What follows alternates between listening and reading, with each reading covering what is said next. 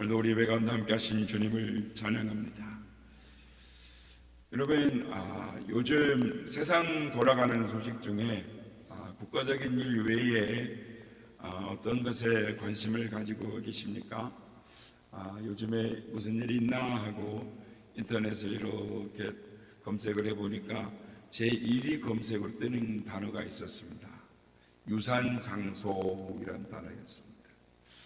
그이들이 여러 가지 이야기들이 이슈가 돼서 나왔는데요. 여러분은 부모님께로부터 물려받은 유산이 있으십니까? 있다면 어떤 것들이 있으십니까? 유산이 많으신가요? 많이 물려주셨나요? 아니요, 나는 받은 게 없습니까? 그렇다면 다른 방면으로 이런 질문을 해보도록 하겠습니다.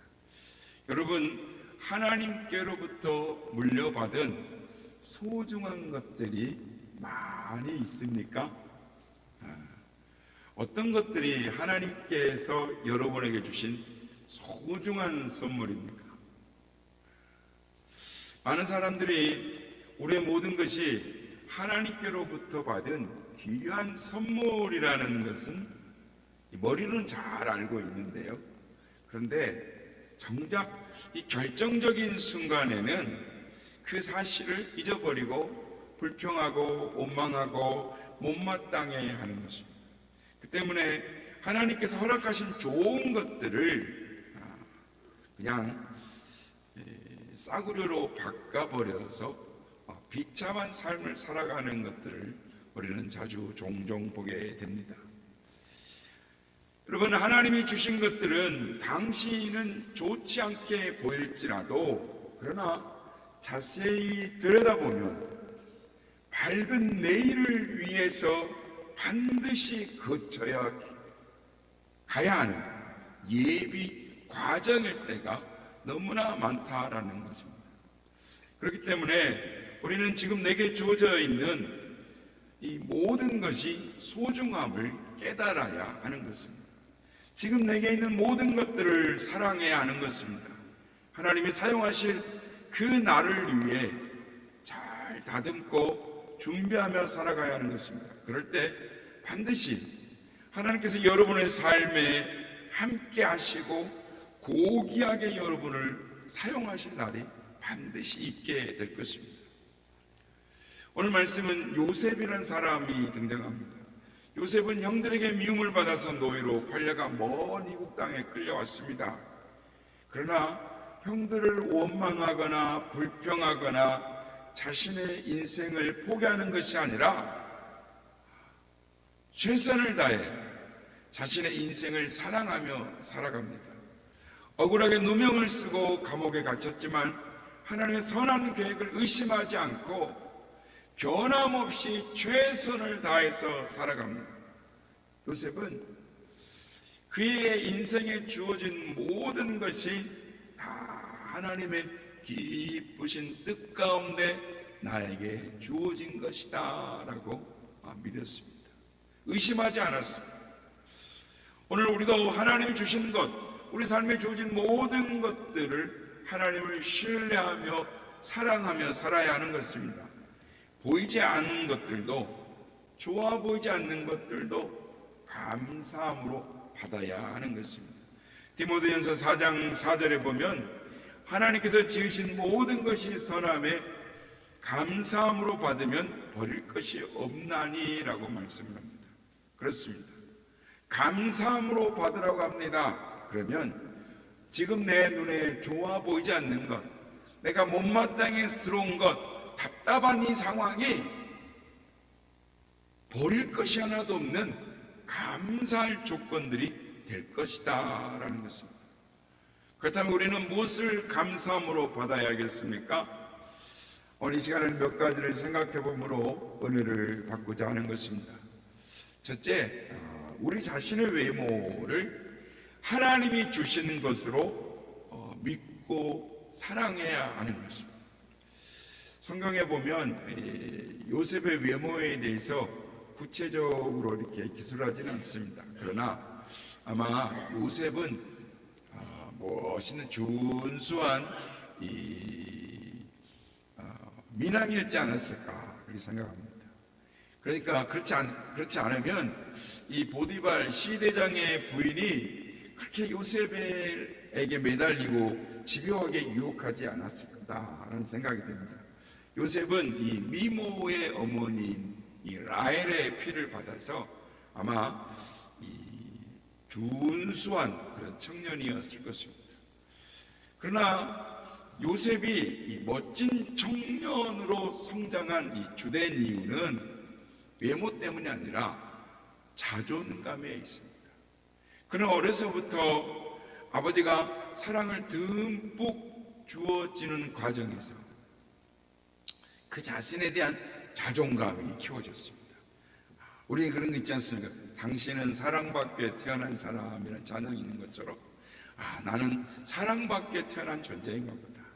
나는 사랑받게 충분하게 잘 그런 존재인가 보다. 그렇게 생겼나 보다. 그런 자존감을 가지고 성장하다 보니 외모에 대한 컴플렉스가 전혀 없는 것입니다. 그러나 자신을 못났다라고 생각하는 사람은 얼굴이 밝을 수가 없습니다. 자신이 못났다라고 생각하는 사람은 항상 얼굴이 굳어 있어요. 그래서 웃는 얼굴이 이쁜데 웃질 않으니 점점 얼굴이 굳어지는 거예요. 근육이 굳어지니 나이를 먹어가면 먹어갈수록 얼굴이 어두워져 가는 것이죠. 아름답지 못합니다. 그러나 자신을 아름답게 생각하고 자신을 수용하고 사랑하는 사람은 나이를 들어갈수록 점점 아름답게 멋있어지는 로 변해가는 것입니다. 저도 어렸을 때 얼굴 외모에 컴플렉스가 있었습니다. 저는 뭐에 컴플렉스가 있었을 것 같습니까? 저희는 코에 대한 컴플렉스가 있었습니다. 저희가 어렸을 때 제가 가난하기 때 저보다 4살 위에 있는 사촌 형이 있는데 그 형이 4살이니까 그렇게 더 어리잖아요. 그런데 어릴 때마다 우리 아가는 코가 빠꼬매 이랬다는 거예요. 그런데 이게 제가 이걸 한두 번 들은 게 아니에요. 어렸을 때 어른들이 하는 이야기 우리 아가는 코가 빠꼬매 이런 자꾸 그런 이야기를 하는 거예요. 그러니까 제가 내가 못생겼나 보다 이렇게 생각이 든 거예요. 자신감이 없어요. 그래서 막 코를 항상 만지고 거울을 보면서 코를 보고 막 이랬습니다.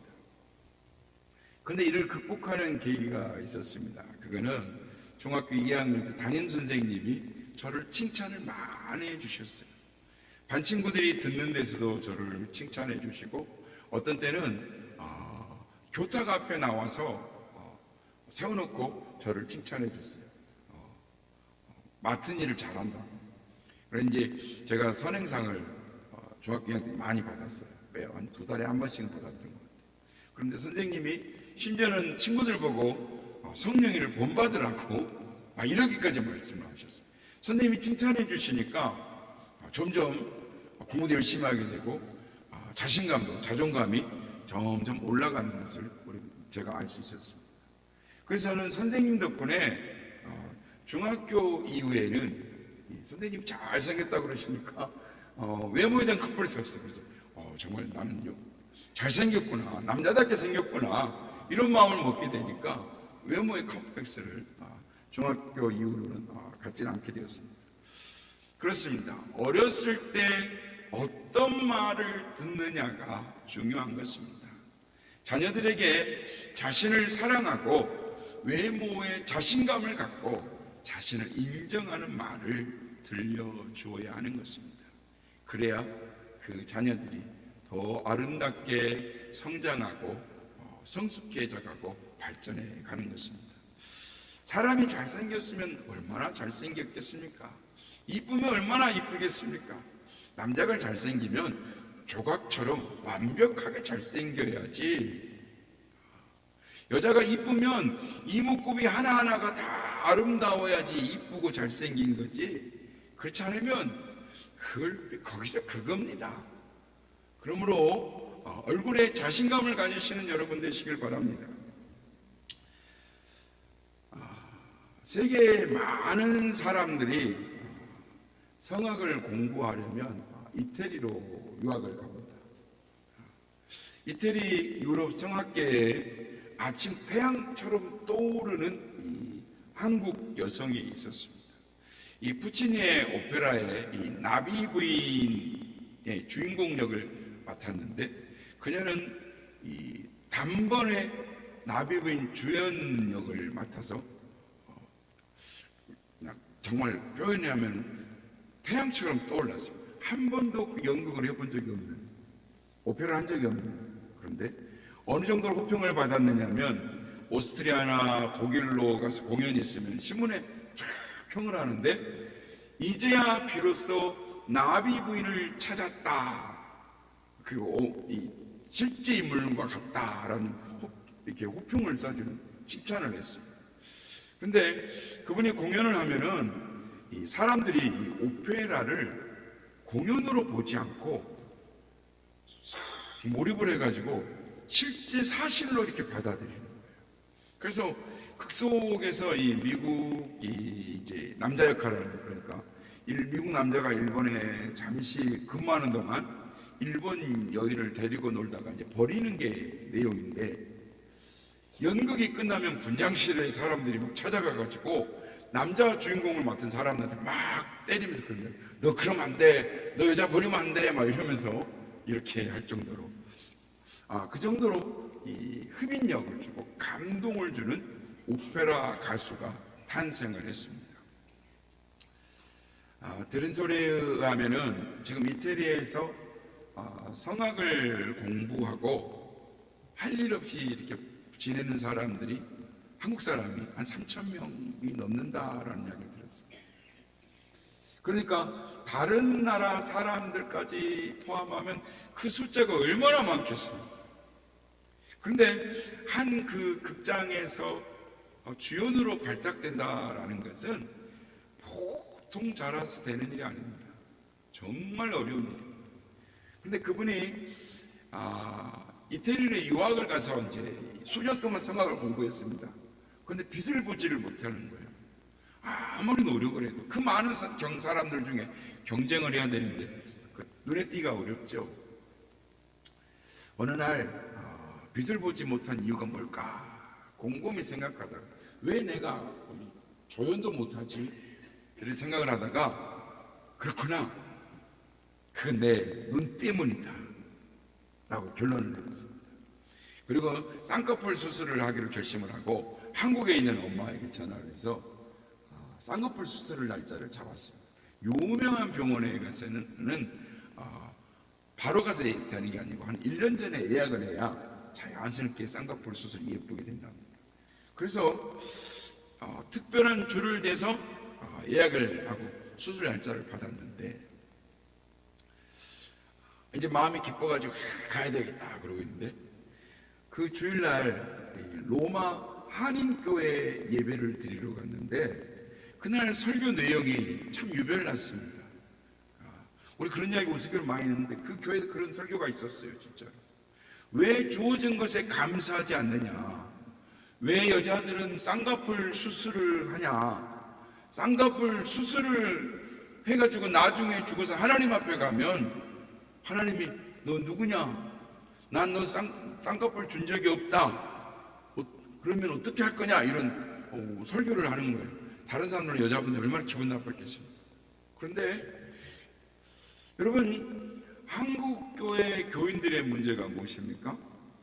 어느 나라보다 설교를 많이 듣고 성경도 많이 읽고 성경 공부도 많이 하는데, 그래서 성경을 많이 알지만 자기에게 적용하지 않는다는 것입니다. 그냥 그 자체를 즐기는 경우들이 많아요. 그런데 이 여자분은 그 설교를 들으면서 하나님께서 내 문제를 향하여 말씀하시는 거구나, 나를 향한 주님의 말씀이구나 라고 받아들이고 적용을 했습니다. 그리고 곧바로 서울로 전화를 해서, 엄마 수술 취소해 주세요, 쌍꺼풀 수술 안 받고 이대로 살래요. 그랬더니 엄마가 화를 냅니다. 얼마나 어렵게 이거를 애를 써서 받은 날짜인데 받아야지 들어와 하고 막 화를 내는 거예요. 그래도 확신을 갖고 수술을 안 받았습니다.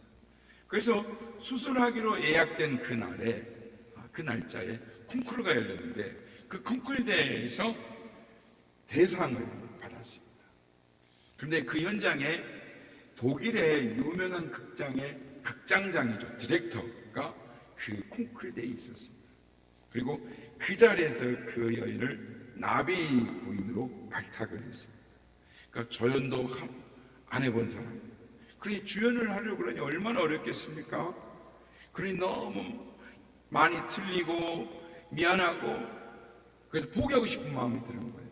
그래서 극장장에게 왜 나처럼 한 번도 조연도 못한 실수투성인 이 서툰 사람을 나를 주연으로 뽑았습니까? 라고 물었습니다. 그랬더니 극장장이 대답하는 말이 내 눈 때문이다 라고 하더라는 것입니다. 본래 나비 부인은 일본 여인인데 일본 여인의 가창력은 한국 사람에 비해서 좀 떨어진답니다. 그리고 일본 여자는 100% 눈 쌍꺼풀 수술했다는 거예요. 그래서 무대에 세워놓으면 유럽 사람들이 일본 사람으로 보지 않는다라는 것입니다. 그런데 너 같은 가창력을 가지면서도 쌍꺼풀 수술하지 않는 여자는 너밖에 없다 그러는 거예요. 그래서 내 눈 때문에 너를 주연으로 발탁을 했다라는 것입니다. 이 여인은 그 말을 들은 순간, 그때 주일 예배 때 주님이 주셨던 그 말씀, 그렇구나, 하나님 내게 하신 말씀이 정확하구나. 그래서 그 자신이 경험한 하나님을 찬양하기 시작했어요. 무대에서 설 때도 하나님을 느끼면서 자기를 만나주신 그 하나님을 찬양하고 노래했습니다. 그러니까 그 노래 가운데 하나님이 은혜를 주시는 것입니다. 그래서 사람들이 엄청난 감동에 젖어들지 않을 수가 없었던 것입니다. 여러분, 하나님께서 주신 외모를 인하여 감사하십니까? 하나님이 주신 눈, 코, 입, 얼굴 모양, 피부, 머리 색깔, 키, 혹시 이것으로 인해 키 작은 분들은 불만을 품을 수도 있겠죠. 하나님이 주신 것들을 가지고 남과 비교하지 마시길 바랍니다. 남의 것이 아무리 좋아 보여도 그거 떼다가 나한테 딱 갖다 붙이면 안 어울립니다. 내 거 그거 하나만 가지고 보면 좋지 않아 보여도 종합적으로 보면 완성품이 최고의 골짜기입니다. 그걸 믿고 감사하시길 바랍니다. 여러분 자신을 사랑하시고 자랑스럽게 여기시기를 바랍니다. 자기 외모에 열등감을 가지면 다른 사람을 바르게 못 봅니다. 자기 외모에 열등감을 가지면 성령의 역사가 제한됩니다. 마음이 굳어지니까요. 자기 외모에 열등감을 갖고 살면 그 열등감이 어느 순간에는 다른 사람을 향한 흉기로 변하는 것입니다. 성경에 보면 엘리사라는 대단한 능력을 가진 하나님의 사람이 있습니다. 하나님의 영감이 충만하여 정말 하나님의 귀한 사역을 많이 했습니다. 하나님께 쓰임을 많이 받았습니다. 그런데 엘리사의 외모가 나옵니다. 성경에 자세히 읽어보면 이 사람 비슷한 외모가 신약에 한 사람이 있는데 사도 바울이라고 볼 수 있는데 이 사람 머리가 없어요. 대머리인 것입니다. 그러니까 머리카락이 많이 빠진 사람인데 머리에 대한 컴플렉스가 많았나 봐요. 그런데 어느 날 길을 가는데 아이들이 따라오면서 대머리야 대머리야 올라가라 대머리야 올라가라 이러고 막 놀리는 거예요. 그러니까 이 엘리사 선지자가 이 아이들을 향해 저주를 했습니다. 그때 갑자기 그냥 암콤이 나타나가지고 그 동네 아이들을 다 찢어 발겨 죽여버렸습니다. 그게 42명이나 되는 것입니다. 얼마나 무서운 일입니까? 만약에 그 순간에 엘리사가 외모에 대한 열등감이 없었다면 그렇게 저주 않았을 것입니다. 오히려 웃으면서 얘들아 이리 와라. 대머리라 이상하지. 그렇지만 하나님을 사랑하니까 나 같은 대머리를 가진 남자도 하나님이 사용하신단다 이러면서 사람을 외모로 판단하지 말아라. 하나님을 경외하면 하나님 너희를 축복해 주실 거야 라고 믿음의 말로 그 아이들을 가르칠 수도 있었을 것입니다. 두 번째로, 주어진 상황을 하나님이 주신 것으로 믿고 감사해야 합니다. 요셉은 아버지 심부름을 갖다가 형제들에게 미움을 받아서 옷이 벗겨지고 노예로 팔려서 먼 미국에 가서 종사를 합니다. 아버지의 사랑을 독차지하던 부잣집 아들이 하루아침에 천한 종이 되어서 난생 굳은 일, 힘든 일을 막 하는 것입니다. 그럼 보통 사람은 어떻게 갈까요? 요셉은 원망하지 않습니다. 자신이 노예로 전락한 것을 한탄하지 않습니다. 무언가 하나님의 나를 향하신 깊으신 뜻이 여기에 담겨 있을 거다라고 받아들이는 것입니다. 주어진 상황을 원망하지 않고 한탄하지 않고 받아들입니다. 그리고 사랑하고 감사하는 것입니다. 그래서 그 증거로 성경에 보면 요셉이 하나님과 동행했다, 하나님이 그와 함께 하셨다라고 증거하는 것입니다. 그렇다면 여러분, 만왕의 왕이신 예수님께서 육신을 입고 이 땅에 오셨을 때 예수님께 주어진 상황은 어떠했습니까?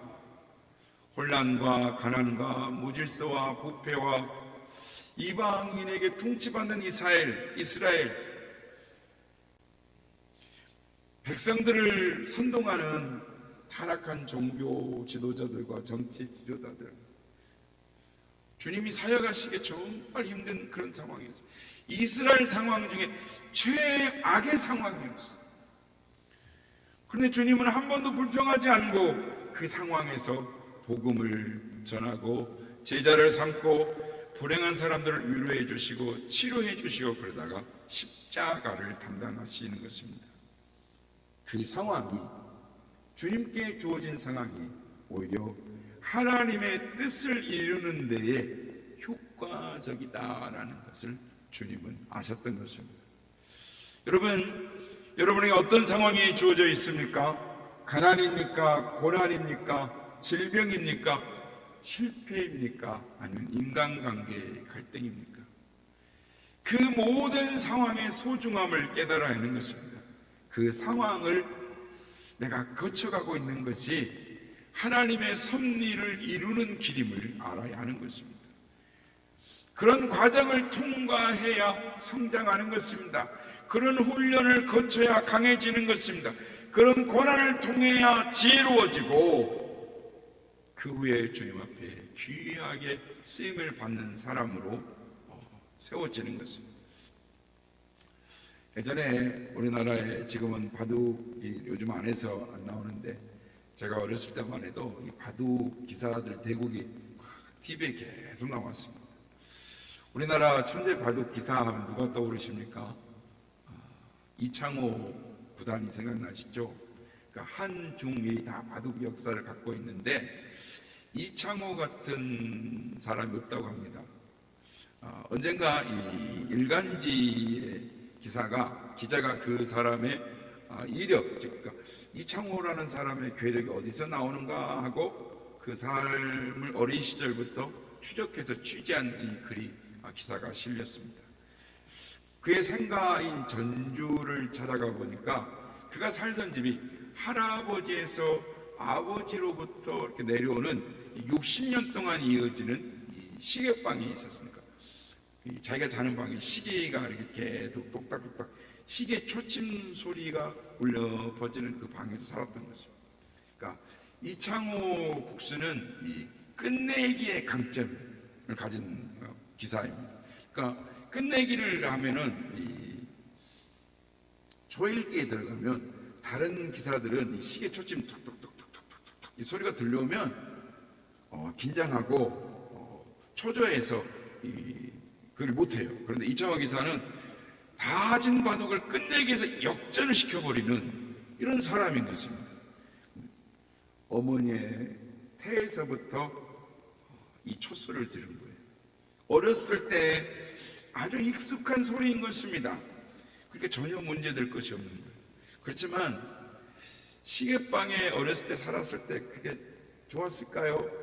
잠을 자면 짝깍짝깍 저도 어렸을 때 그 추 시계를 가지고 한번 들은 적이 있는데 잠을 안 자는 날은 잠이 안 와요. 짝깍짝깍 소리 때문에 시끄러워가지고. 제가 새벽 기도를 하려고 할 때도 시계 이렇게 알람을 이렇게 내놓으면은 잠을 자야 되니 더 긴장하면 짝깍짝깍 소리 때문에 더 잠을 못 자요. 그래서 시계 이 따르릉 소리 나는 거 치워버리고 핸드폰을 몇 개씩, 2개씩 갖다 놓고 제 아내 것까지 3개 켜놓고 알람을 해놓고 잠을 초창기에 잤던 적이 있습니다. 시급방에 살면서 왜 불만이 없었겠습니까?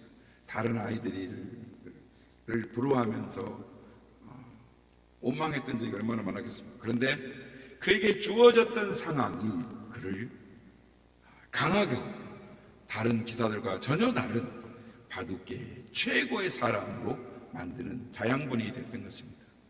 여러분, 지금 처한 상황으로 인해 괴로워하고 원망하고 도피하려고 몸부림치고 계십니까? 그것이 비록 좋아 보이지 않더라도 하나님이 주신 것이라 장차 여러분을 귀하게 쓰임받는 추진력이 될까 할 것입니다. 그러므로 고통스러워도 그 과정을 거쳐야만 여러분이 인격이 다듬어지는 것입니다. 지금 답답하게 느껴져도 장차 큰 유익을 가져올 것입니다. 여러분, 하나님이 주신 상황에서 벗어나 달려 도망만 가려고 하지 말고 하나님의 선하심을 믿고 그 속에서 하나님의 뜻을 이루려고 힘쓰시는 여러분들 되시길 바랍니다. 마지막으로 붙여준 사람을 사랑하고 섬기시길 바랍니다. 요즘 가장 힘든 게 뭐냐라고 말하면 인간관계가 가장 힘들답니다. 옆에 있는 사람이 너무 힘든 거예요. 요셉이 참 요셉처럼 고약한 사람들을 많이 만났죠. 정말 요셉처럼 운이 없는 사람이 없습니다. 배다른 형이 몇 명인 줄 아시죠? 배다른 형이 10명이나 됩니다. 근데 그 형들이 다 미워해요. 다 시기 질투합니다. 결국 아버지가 신부를 보낸 데서 가두고 회의를 하죠. 죽여버릴까? 팔아버릴까? 어떻게 할까?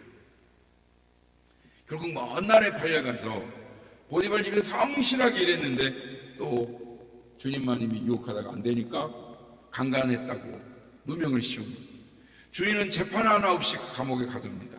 또 감옥에 들어가서 그 감옥은 한번 들어가면 절대 살아서 나올 수 없는 것입니다. 그런데 그 감옥에 들어가서 열과 성을 다해 죄수의 몸으로 이렇게 왕의 신하들을 섬깁니다. 왕 앞에 복직되면 내 사정을 알아서 좀 나가게 해달라고 부탁을 해보면 그러마 그러는데 나가는 사람 한두 명이었겠습니까? 강간무소식이에요. 아무리 약속을 해도 자유몸이 되니까 그냥 잊어버리고 배반해버리는 거죠. 그렇다면 여러분 같으면 어떻게 할 것 같습니까? 보통 사람 같으면 나는 사람들에게 대어서 사람들은 너무 많이 되어서 이제는 사람한테 희망을 안 가져요. 난 사람을 사랑하지 않을 것, 아무도 사랑하지 않았을 것. 왜 나만 이런 사람들을 만나야 하나? 불평불만했을 겁니다. 그런데 요셉은 하나님이 자기에게 붙여준 사람, 하나님이 붙여주셨다, 그렇게 여기고 사랑하는 것입니다. 섬기는 것입니다. 진실하게 대하는 것입니다. 그러자 결정적인 때가 되자 요셉이 생각이 납니다. 요셉을 청구하게 되는 것입니다. 우리 예수님도 따르는 제자들 한 명도 괜찮은 사람 없었습니다. 믿음도 형편없고요, 이기적이고 겁 많고 천한 사람들, 모나고 상처투성이고 흠 많은 사람들이 다 대부분이었습니다. 그러나 주님은 낙담하지 않으시고 그들을 성심껏 가르치십니다. 한심한 그들에게 본을 보여주시고 진심으로 사랑해 주셨습니다. 결국 그들이 변화를 받아 주님의 사역을 잇습니다. 주님을 위해 순교하고 주님을 전할 때, 복음을 전할 때 단번에 5,000명, 3,000명 명씩 복음을 전하는 그런 사람이 되고 그들을 통하여 주님의 교회가 세워지는 것입니다. 우리는 어떻습니까? 사람을 대해 불평하지 않습니까? 왜 주변의 사람들은 나만 이용하려고 할까? 왜 내 주변의 사람들은 모두 나를 미워하는 걸까? 왜 내 주변의 사람들은 모두 나에게 대해 나쁘게만 말할까? 왜 내 주변의 사람들은 나의 선한 의도를 몰라주는 걸까? 내가 만약 좋은 부모를 만났다면, 내가 만약 좋은 선생님을 만났다면, 만약 내가 더 좋은 친구를 만났다면, 내가 더 좋은 직장 상사와를 만났다면 내 능력이 더 크게 발휘되었을 텐데, 만약 내가 더 좋은 남편, 또 좋은 아내를 만났다면, 내가 더 좋은 교인, 목회자를 만났다면 이런 생각을 하고 살지는 않습니까?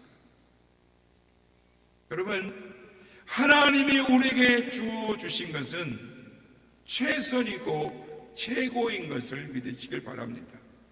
하나님께서 여러분에게 가장 좋은 가족, 가장 좋은 친구, 가장 좋은 상사와 부하 직원, 가장 좋은 교회와 교인, 목회자를 만나게 해주셨음을 믿으시길 바랍니다. 그리고 사랑하시길 바랍니다. 감사하시길 바랍니다.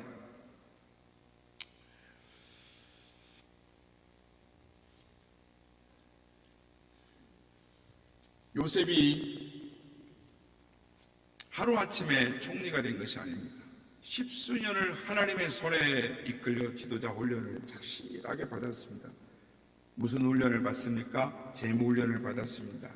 보디발 집에서 가정총무로서 살림을 맡고, 감옥에서 왕의 신하들을 만나면서 옥중 제수들을 만나면서 인사관리 훈련을 받고 정치에 대하여 눈을 뜹니다.